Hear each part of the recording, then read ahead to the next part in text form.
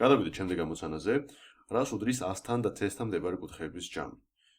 როგორც ხედავთ, მოცემული გვაქვს რაღაცა ABCD ოთხკუთხედი, რომელსაც არ აქვს არანაირი კერძო სახე, ის არც ტრაპეცია არის, არც რომბი არის, არც კვადრატი და მართკუთხედი და ასე შემდეგ. მოკლედ, ეს არის ძალიან ზოგადი სახის მქონე ოთხკუთხედი და ჩვენ გვაინტერესებს უბრალოდ კუთხე 100. მოდი ცოტა სხვა ფაქტურით დავწერ ამ ყველაფერს. ესე იგი, კუთხე 100, რომ დავუმატოთ კუთხე C, გვაინტერესებს ეს რის ტოლია. ამ შემთხვევაში ალბათ დამეთანხმებით, რომ დაგჭირდება მისი შიდა კუთხეების ჯამის, ასე ვთქვათ, გამოანგარიშება, ან უბრალოდ ცოდნა ზოგადად. ჩვენ თუ ავიღებთ რაღაცა ოთხკუთხედს, არ აქვს მნიშვნელობა ის რა სახის ოთხკუთხედი იქნება. ამ შემთხვევაში ჩვენ თუ გვაინტერესებს მისი შიდა კუთხეების ჯამი რის ტოლი იქნება, მე ძალიან მარტივად შემიძლია რომ ეს დავყო სხვადასხვა ფიგურებად. შემიძლია ამ შემთხვევაში ის დავყო ორ სამკუთხედად და მე ვიცი რომ სამკუთხედის შიდა კუთხეების ჯამი არის 180 გრადუსი. შესაბამისად, ოთხკუთხედის შემთხვევაში გამომივა 180 დამატებული 180, გამომივიდა 360 გრადუსი. შესაბამისად, ამოცანა უკვე თითქმის დასასრულს უახლოვდება, მაგრამ თუ სიტყვაზე რამე ფიქსირებული ესეთი მრავალკუთხედის, ძალიან ესეთი რაღაც 6 კუთხედი ავიღოთ 7 კუთხედი და ასე შემდეგ, თუ არიცით, რისი ტოლი არის მისი შიდა კუთხეების ჯამი და თუ სამწუხაროდ ამ შემთხვევაში არც ფორმულა არ გვახსოვს, შეგვიძლია რა თქმა უნდა ის დავყოთ რამოდენიმე სამკუთხედად. ამ შემთხვევაში შეგვიძლია დავყოთ ეს 1 2 3 4 სამკუთხედი გვაქვს. შესაბამისად 180 აიღება რამდენჯერ? ესე იგი, აქ არის 1 2 3 4. 180 აიღება 4 ჯერ. შესაბამისად 6 კუთხედის შემთხვევაში გამოგვივა უკვე 720 გრადუსი და ასე შემდეგ. ნებისმიერ ფიგურაში რაც არ უნდა იყოს, თქვენ თუ დაგავიწყდებათ ფორმულაც და მისი შიდა კუთხეების ჯამიც, ამ შემთხვევაში შეგიძლიათ რა თქმა უნდა გამოიყენოთ სამკუთხედების ერთობლიობა. ამ შემთხვევაში ჩვენ ალბათ ეს უნდა ვიცოდეთ, რომ ოთხკუთხედში მისი შიდა კუთხეების ჯამი რადგან არის 360 გრადუსი, მე რო დავუმატო კუთხე 100, კუთხე B, დავუმატო კუთხე C და კუთხე D საბოლოო ჯამში უნდა მივიღო 360 აუცილებლად. შესაბამისად, მე ვიცი B-სთან მდებარე კუთხე რისი ტოლი არის, მოდი ამას სხვა ფერით დავწერ. B-სთან მდებარე კუთხე ვიცი რომ არის 95 გრადუსის ტოლი, ასევე ვიცი რომ D-სთან მდებარე კუთხე არის 32 გრადუსი. შესაბამისად, დამრჩება რა? კუთხე 100 დამატებული კუთხე C, სწორედ ის, რასაც ჩვენ ვეძებთ და შემიძლია გადავიტანო ტოლობის მეორე მხარეს, უბრალოდ ჯერ შემიძლია შევკრიბო ესენი, 95-ს რომ მივუმატო მე 32, დამრჩება 127 გრადუსი. მექნება 360 მინუს 127 გრადუსი. ანალოგიურად მეც ეს გამოვაკლებ 360 მინუს 127 გრადუსი, რაც დამიტოვებს, როგორც ხედავთ, 233 გრადუსი.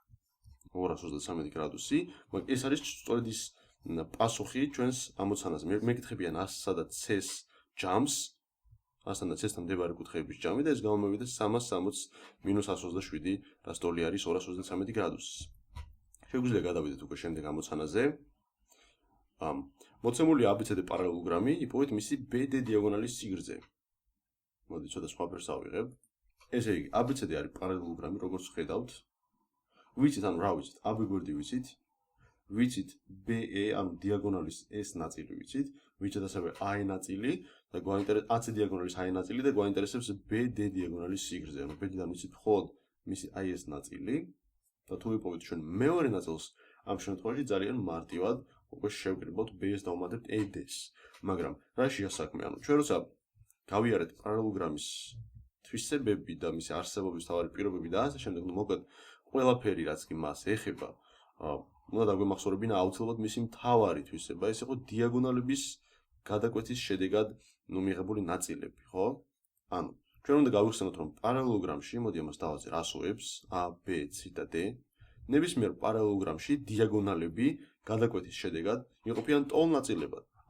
BD AC-ს გამიყოფს მე შუაზე, ისევე როგორც AC გამიყოფს BD დიაგონალს შუაზე. შესაბამისად, მოდი ამას დავაძერ S, ნებისმიერ პარალელოგრამში გამოდის, რომ BE უდრის ED-ს და AS უდრის EC-ს. შესაბამისად, ამ ნიშნის გათვალისწინებით ჩვენ უკვე გავედით ბოლოში, ამოცანის ბოლოში და შემიძლია ძალიან მარტივად ვთქვა, რომ რადგან მოცემული მაქვს BE, მე საერთოდ არ მჭირდება AE, ანუ არც ერთი ნაწილი არ მჭირდება და არც პარალელოგრამის არც ერთი გვერდის სიგრძე არ მაინტერესებს, იმიტომ რომ მე ვიცი BD-ს B ნაწილი, მაგრამ ვიცი რომ ეს არის მისი ნახევარი, შესაბამისად მისი მეორე ნახევარის გამოვა 5 ერთეულის ტოლი, ანუ BD დიაგონალის სიგრძე, გამომივიდა BE-სა და ED-ს ჯამი, ანუ იგივე 2BE და ეს არის 2x5, ანუ 10 ერთეულის ტოლი. სულ ეს იყო ჩვენი ამოცანა, ანუ ეს ამოცანაც გავიარეთ და გადავიდეთ შემდეგზე. აქ უკვე ცოტა სხვა ფიგურა გვაქვს. ეს არის მართი კონუსი, ეს იმას ნიშნავს, რომ აი ეს მონაკვეთი გამოვა რეალურად სიმაღლე ამ კონუსში, იქნება მართობული ნებისმიერი რადიუსის, აი აქ რა რადიუსებიც არ უნდა გავავლოს, სულ მართკუთხედს შემიგნებს, რადგან არის მართი კონუსი. ანუ აქ რო დავაწერე რაღაცა O, AO, მართობული არის აი ამ წერეწირის. ასე ძალიან შორს წავალთ, მისი თვისებების გათვალისწინებით, მაგრამ მოდი მაინც ვიცოდეთ რა სხვაობა არის მართ კონუსსა და სიტყვაზე არა მართ კონუსს შორის. ხედავთ, აი ეს მონაკვეთი არ გამოდის ამ შემთხვევაში მართობი, მაგრამ ეს გამოდის მართობი. შესაბამისად, მართი კონუსი გვაქვს მოცემული და მისი გვერდითი ზედაპირის ფართობი უნდა ვიპოვოთ. ანუ გვერდითი ზედაპირის ფართობი რას გულისხმობს? აი ეს რო გავშალო მე, აი ეს ზედა ნაწილი, ანუ წრეწირის გარეშე, იმიტომ რომ საუბარია გვერდით ზედაპირზე, ანუ მისი გვერდითი ზედაპირი მე რო დავშტრიხო, გამოდის აი ეს. და ეს გვერდითი ზედაპირი მე ჩვეულებრივ რომ აი გავჭრა რაღაც სახელზე და რომ გავშალო უბრალოდ და ესე სწორედ აი ამის ფართობი მაინტერესებს. ანუ ეს გამოვიდა ორგანზომელებიანი ფიგურა, რომელიც მე წამოვაყენე უბრალოდ შევკარი და რომ ავიღოთ რაღაცა ძაბრისებრი ფიგურა, ხო? აი მაინტერესებს სწორედ აი ეს გვერდითი ზედაპირის ფართობი. ამ შემთხვევაში მას ფუძე არ აქვს. წარმოვიდგინოთ რაღაცა ესეთი ძაბრისებრი ფორმა, რომელსაც აქვს შიგნით სიღრუე. შესაბამისად მაინტერესებს მე მხოლოდ გვერდითი ზედაპირის ფართობი, მაგრამ აქვე მოცემული მაქვს რომ გვერდითი ზედაპირის ფართობი S ტოლია PRL-ის. და ასევე მეუბნებიან L რა არის? L არის მსახველი. ეს აუცილებლად უნდა ვიცოდეთ, კონუსში L არის ძალიან სერიოზული ფიგურა, იმიტომ რომ რეალურად საჭირო არის ძალიან ისევე როგორც გვერდით ზედაპირის ფართობის საპოვნად, შეგვიძლია მოცულობებშიც გამოვიყენოთ, მოკლედ ძალიან ბევრი რამეში შეგვიძლია გამოვიყენოთ. ამიტომ დავიმახსოვროთ, რომ ეს L არის მსახველი. რეალურად როგორ მიიღება მსახველი, ანუ კონუსი როგორ მიიღება, მაქვს რაღაც წრეწირი, მის გარეთ მდებარე რაღაცა წერტილი და მე ამ წერტილს ვაერთებ თითოეულ აი ამ წრეწირზე მდებარე წერტილებთან და სწორედ აი ეს შეერთების შედეგად ვიღებ მე მსახველებს და ეს მაძლევს საბოლოო ჯამში კონუსს. ამიტომ ძალიან მარტივად მე შემიძლია დავწერო პითაგორას თეორემა, ესე იგი, მაქვს AO, მოდი ამას დავწერ L, ცოტა მუქად დავწერ, ეს იყოს L, წერტილი და მე სამკუთხედ AOL-ში უნდა დავწერო პითაგორას თეორემა. მაინტერესებს L-ის კვადრატი რისი თოლი არის. ეს არის 8-ის კვადრატს დამატებული 5-ის კვადრატი, ანუ 8-ის კვადრატი ეს არის 64, რომელსაც ემატება 25 და ეს მაძლევს მე 89 ერთეულს. შესაბამისად L ყოფილა კვადრატული ფესი 99-დან. მე გამოვსახე უკვე L, შეიძლება არც კი ვიფიქრო ამის ნაწილობრივ ფესვზე, უბრალოდ მე მოცემული მაქვს L, ეს არის კვადრატული ფესი 99-დან და მაინტერესებს გვერდითი ზედაპირის ფართობი, ანუ PRL. ესე იგი, ეს გვერდითი უდრის რას? P გამრავლებული R-ზე, ანუ R ამ შემთხვევაში მაქვს 5 და ეს გამრავლდება L-ზე, ანუ მსახველი გამომივიდა 99-დან კვადრატული ფესვი. შემიძლია ანუ 5 დავწერო წინ და იქნება 5P ფესი 99-დან და ეს არის პასუხი ჩვენს ამოცანაზე. გადავიდეთ შემდეგ ამოცანაზე ისევ და ისევ. ABCD არის ფრანი. ალბათ ყველას გვინახავს და ყველას გვითამაშია და გავხტობილ ვართ ფრანით. მართლაც რომ გავს ეს ფრანს, ეს ფიგურა და უნდა ვიპოვოთ ამ ფრანის ფართობი. ესე იგი, რა ფართობს დაიკავებს აი ეს ფრანი ამ შემთხვევაში, ეს რო დავშტრიხოთ, ეს გამომოვა S ფრანისა, ხო? მოდი დავწყოთ ამაზე ფიქრი. ფრანში როგორც ხედავთ, გვაქვს რაღაცა ფიგურები, საინტერესო ფიგურები. აქ შეგვხვდება მართკუთხა სამკუთხედები, აქ შეგვხვდება ტოლფერდა სამკუთხედები. ეს არის კომპოზიცია 4 ფიგურის ამ შემთხვევაში, რო დავანაწევროთ. თორე შემიძლია მე BAD ტოლფერდა სამკუთხედი მივადგა BCD ტოლფერდა სამკუთხედს, იმიტომ რომ ეს 17-ია, ეს 17 არის, ეს 10 სანტიმეტრია, ეს 10 სანტიმეტრია. ესეც ანუ 8 და 6 და 15. მხოლოდ აი 10-ზე არის გაყოფილი სხვადასხვა ნაწილობა, თორე დანარჩენი ყველაფერი ეს არის სიმეტრიული ფიგურა არის მოკლედ ძალიან როგორც ხედავთ. გადავიდეთ მის ფართობზე, ანუ ძალიან ბევრნაირად შემიძლია ვიპოვო მე მის ფართობი, შემიძლია ABC სამკუთხედის ფართობს დავუმატო, ABC სამკუთხედის ფართობი ან სრულიად უბრალოდ ABC სამკუთხედის ფართობი გავამრავლო 2-ზე, იმიტომ რომ ტოლი ფიგურები არის, იმიტომ რომ სიმეტრიული ფიგურა მაქვს, მაგრამ მოდი ესე მოვიქცეთ. დავყოთ ის 4 მართკუთხა სამკუთხედი, ანუ ეს არის 1, 2, 3 და 4.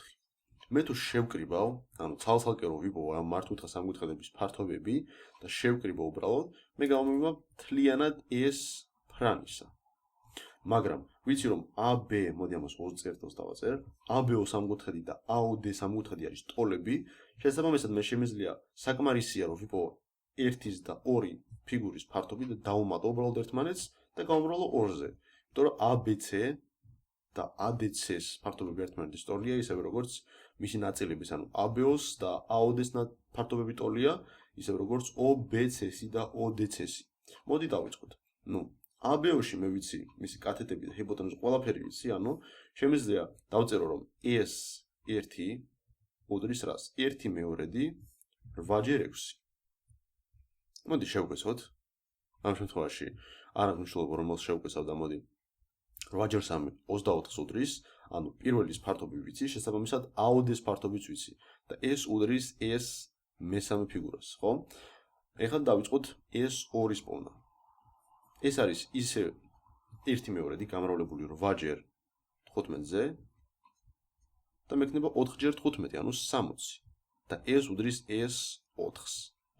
ანუ საბოლოო ჯამში, მოდი ცოტა გამოკვეთილი ფერით დავწერ, ეს ფრანისა უდრის რას? მე უნდა დავუმატო 1-ს, ეს 1-ს დამატებული ეს 2 დამატებული ეს 3 დამატებული ეს 4. ანუ სხვა სიტყვებით რომ ვთქვათ 2 ეს 1-ს დამატებული 2 ეს 2.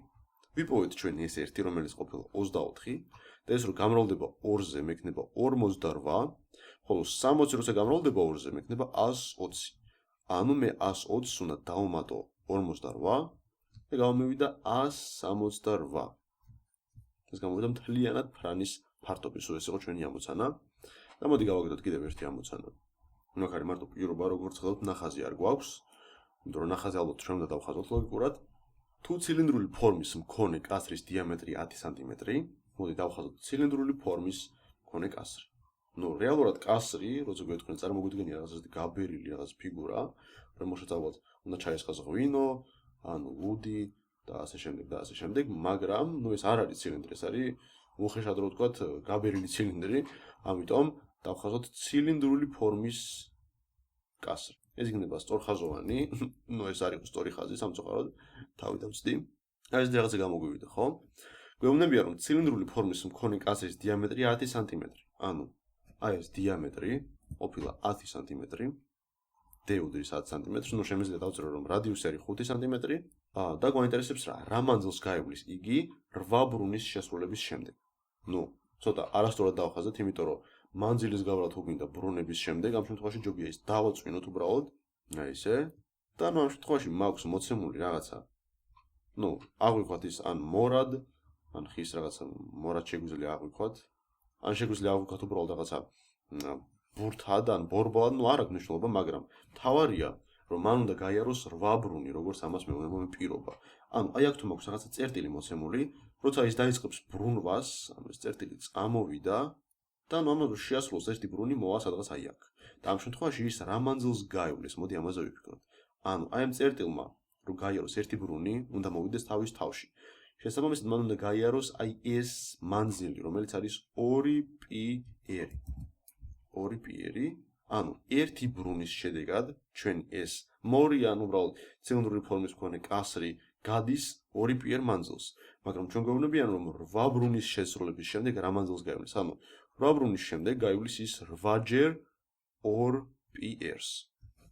მოცემული მაქვს მის რადიუსი არის 5 სანტიმეტრი. ანუ მექნება რა? მანძილი, ანუ S-ი, მაგრამ შეჩვეულდივართ რომ S-ი არის ანუ რაღაც ფართობი, მაგრამ ამიტომ მოდი დავწერ სიტყვიერად რომ მანძილი უდრის 8/2πr-ს. ანუ 8/2, ანუ მოდი 2-ს გავამრავლებ 5-ზე და ეს იქნება 10, ხოლო როცა 8 გამრავლდება 10-ზე იქნება 80 და გამომივიდა 80π. სწორედ ეს არის მის მიერ გავლილი მანძილი. რა თქმა უნდა, შემიძლია 3.14-ზე გავამრავლო და გამოვითვალო ზუსტად, მაგრამ უფრო კომპაქტური იქნება ჩემი აზრით, რომ დავტოვოთ როგორც 80π.